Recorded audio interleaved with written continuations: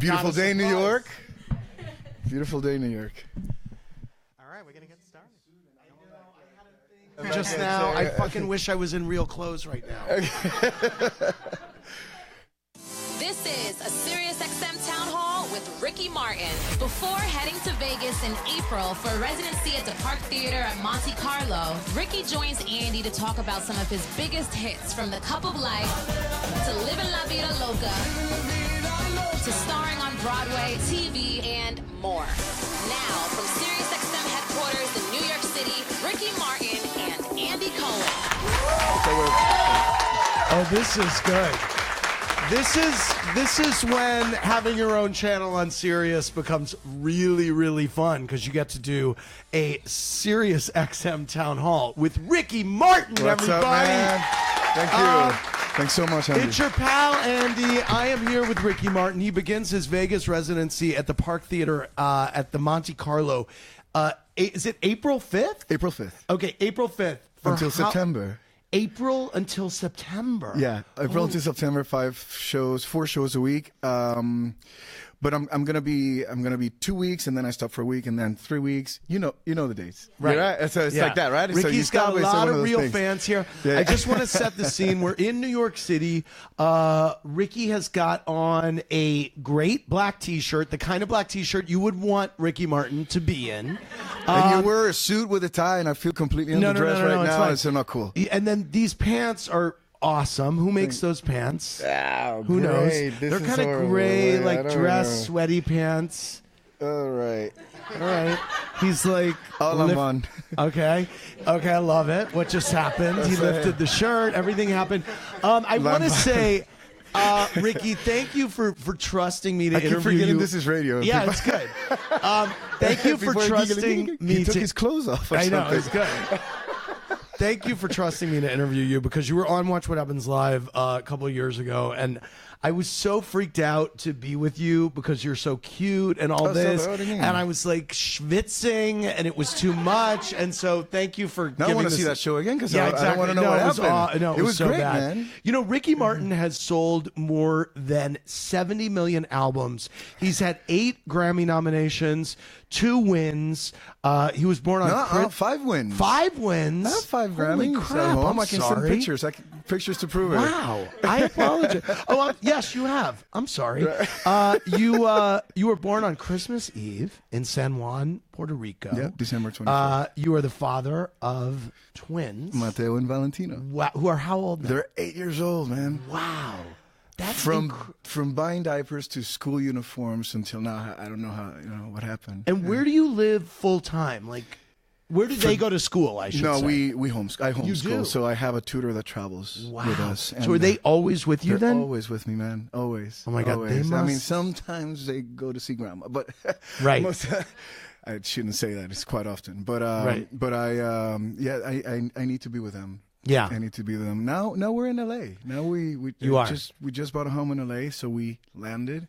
But we've been on the road for the last 2 years, and before that I was living in Australia, working, and before that Europe, and yeah, it's been hectic. I can't complain. And so now you've got this residency in Vegas. Mm-hmm. Did you buy a place there, or will you rent a place? None of my business. No. I'm curious. I think I'm going to be commuting. Oh, you're going to commute. back Okay, and you're going to forth do the and stuff. Britney thing and go back and Is that forth. what she does, right? Yeah, that's what she does. Yeah, it's going to be good for the kids, I think. Yeah. Tell me about the show, because I'm really psyched about this. You have so many hits. You've collaborated with so many people. We're going to talk about the music in a little bit, but Cool.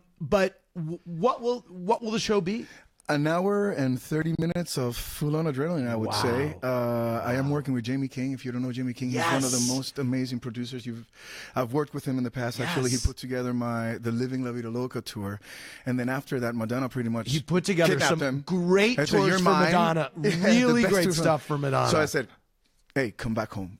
And now he's working with me, Yeah. and I have 20 dancers. I have an amazing band, and yes, we're gonna go back, into memory lane. And but more than anything, it's an international show for an international crowd. I mean, people from all over the world go to Vegas. Yeah. And so, yeah, it's going to be intense. Have you seen any Vegas shows recently or in the last few years that you have enjoyed or have been inspiration? You're covering your head, which means no. No, I Right. haven't. And Okay. I need to do my homework. But it's when am I going to go to Vegas to see a couple of shows? my show is already designed. It is. It's not that I'm going to be inspired because I'm already designed. We're already rehearsing. Wow. And but I would love to see Britney. I would love to see Celine. I would love to see J-Lo. J-Lo. I would love to see everybody's out there. It's going to be fun. I think once I'm there, I'm going to be able to chill, relax, and be able to enjoy some other performances. It's going to be great. What are, by the way, do you remember what your first concert was? My first that you saw? The first concert that I ever saw? Yeah. The first one you big remember? concert was Jackson 5 and that History Tour, 1985, Washington, D.C. I thought I was going to faint. Wow. Because of the magnitude. Remember, I'm an island boy. I was born in Puerto Rico. Yeah. My world was very small. It was my school, my home, and that's about it. And all of a sudden, I become part of this international, very successful band called Menudo. And one of the first tours that I did was in the U.S. And after New York, we went to D.C.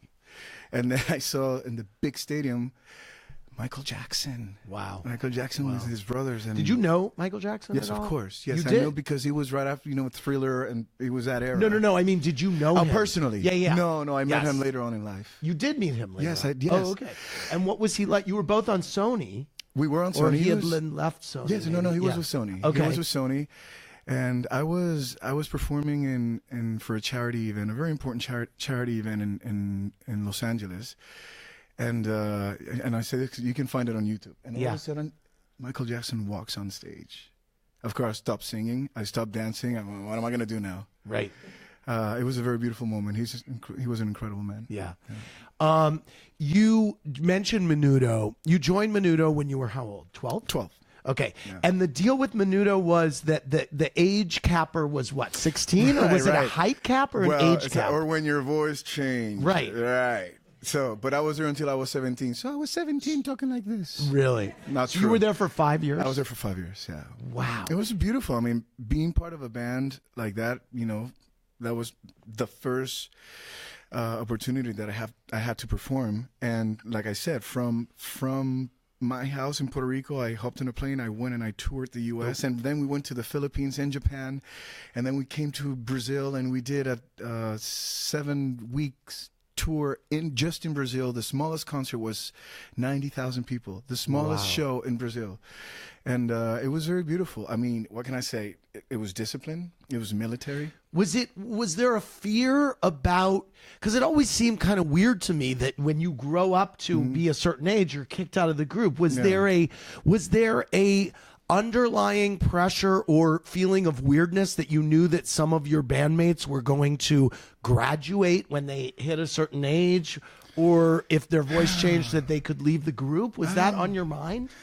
No, not really. I was really enjoying what I was doing, and then on year 4, I was ready to go. Oh, you were ready? Yeah, personally, it was ready to move on. Yes. And so I stayed one more year, and it was great. But after 4 years, from 12 until you were 17, 16, you've seen so much, and you've learned so much. I thought it was time already for me to just go and do my thing. And I came to New York, and I lived here for 8 months, and it felt amazing just to be able to walk down the street and not be recognized. And it was something that I needed. And then I went to Mexico.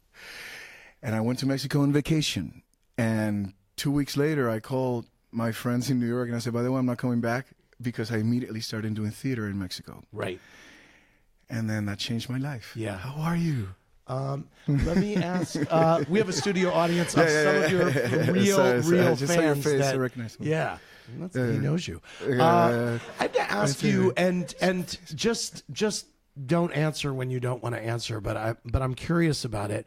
Did you know at that time when you were in Menudo, was there any part in your mind that knew that you were questioning your sexuality at that time? You did. Totally. But then again, I was in a boy band, and I had to be straight because it was about the girls. And the more you move, the more they scream, and the more they scream, the more they love you. And then there was a very healthy competition between the other members of the band. Of course. Of, who makes them scream more. And but it's one of those things that, it would come to me, and then I would say, no, don't think about it, move on and keep doing it. But yes, I struggle. In the back of your mind, that was there late at night. And, of course. And was that something that you thought, this is something that I'm going to have to reconcile later in my life, or did you think? Where did you put it? I don't want to talk about it. I don't want to talk about it. I don't want to think about it. This is me. I don't want to talk about it now.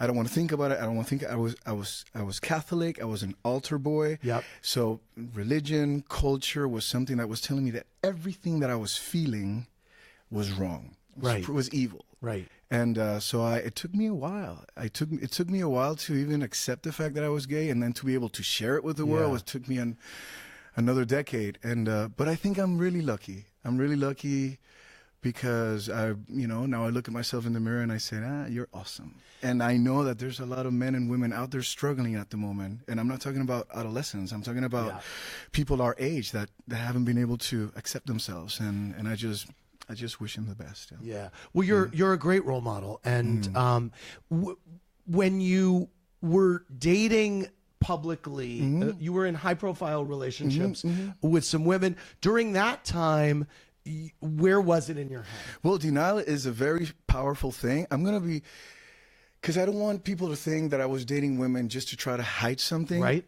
I felt that I was in love with the girls that I went out with. I was in a long relationship with a woman in Mexico, and I swear I felt that I was in love. Yeah. And then you say, I used to think about it, how powerful, how intense denial can be. So I refused to think that I was lying to her, and I wasn't. Then later on in life, I shared with her. I told her, by the way, I'm gay. And then she said, I cannot be mad at you because you never lied to me. Right, right. So in that case, my karma it's not bad. You're clean. I'm clean. I'm clean. Yeah. Was it? And this will be the last question on this, and then I'm going to move on. But so when you broke at the Grammys, and I was there that night, and that was such an incredible moment for us all. I mean, to see. I mean, it really was. Here you are. You're singing "Cup of Life," yep. right? And can you throw "Cup of Life" on because it's such a great. Which one? The remix? The original version? I love the remix. But so you did that, and it was like, it was just this incredible moment, and you became, to anyone who didn't know you at that time, this. I mean, it was like It was like an overnight. It was very beautiful. It's funny. The thing is, with The Cup of Life is that I have been performing The Cup of Life for a little bit more than a year, and because that was the official World Cup song. World Cup song, yeah. And so in Europe and in Asia and in Latin America, it was a hit for a long time. So what I'm trying to say by this is that when I walked, everybody asked me, "Were you nervous?" And I wasn't nervous because I knew the song left and right, and it was just get me on stage. It hit me how big it was that night. Next day, see, the sad thing is that that night I got a Grammy, and I didn't go to the parties. I went straight to the airport because next day I had to be in Italy. So I traveled and I landed in Italy. I go to my hotel. I want to sleep, and I start receiving phone calls from all these huge people, icons, right? These people that I always respected in the music business, just congratulating me. And I'm like, Sting is calling. Who? Didn't Madonna come backstage that night at the Grammys? Hey, man, congratulations. And then Madonna right after. Yeah, of course. And then I had the honor to work with her. We did a duet together for that album that I released. So it was a very beautiful moment. It was definitely a before and an after, especially for America. It was a star-making moment. I mean, it was so incredible. So it was so exciting. Yeah. And you were so confident, and your smile was just so big. I mean, just the whole thing. It was amazing. You know, I remember being really zen those days because I had just come from India. And I used to go to India, and I would go into this. I would lock myself in an ashram for weeks and just meditate, and do yoga. And so I was like in the Zen mode that I guess it paid off. Yeah, it sure did pay off. It was good. But then when that happened, when you exploded, then was there a moment in your mind where you thought, "Oh man, now I'm going to have to come out"? Like, That was something that I was dealing with every day of my life, wow. and I try to avoid as much as I can because I had people around me that would tell me, "Don't come out, you're crazy. God, it's gonna be the end of your career. Don't do it." But I want it. But I also had my culture, and I also had my religion, and the whole thing telling me not to. So it was heavy, and I talk about this in my book. Tell me the name of your book. Me. It's called Me. Right. It's called Me, and New York bestseller. Yes, New York Times bestseller. Bestseller author, right here. Excellent. And by the way, very cathartic for me, very purifying for me. To be able to write that book was amazing because I went into rooms in my head that I had locked for many, many years. So it was very good, and it allowed me to really get to know myself better. So that's what my book is about. Yeah. It did. And so cool. and that was a struggle but you did it. You I remember Barbara Walters asking me after the Oscar, that everybody knows that interview. Yes. And she asked me, and I just couldn't say yes. Yeah. And sometimes I said it would have been so much easier to say yes. Right. I wish I could come out again, man. Right. It's so fucking amazing. I love She's it. like, "Can I come out again? Do it, Can I Ricky. just hide and come out again?" Because Yeah. it feels so good. Yeah. It feels so good just to be. Yeah. It's beautiful. Well, and I don't Go know. ahead. No. Well, I'm gonna say. At this Well, I mean, point, what the but heck? the great thing is, no. But you. Well, what I was gonna say is, you exude life and sexuality, and clearly to all these women who are here, they're perfectly thrilled that you're gay. They still, they love you. They're down. They're down. So I think that is absolutely wonderful. I want to go. So you do the Grammys, then Madonna appeared on your first English language album on the duet "Be Careful." Do you guys have that? Can you throw that on? Because I'm a huge Madonna fan. Beautiful I song. remember your connection. It's a beautiful song. Talk to me about working with Madonna, and especially at that moment, in your life, which was around 1999 or 2000. I'm in a fucking studio with Madonna. What the fuck?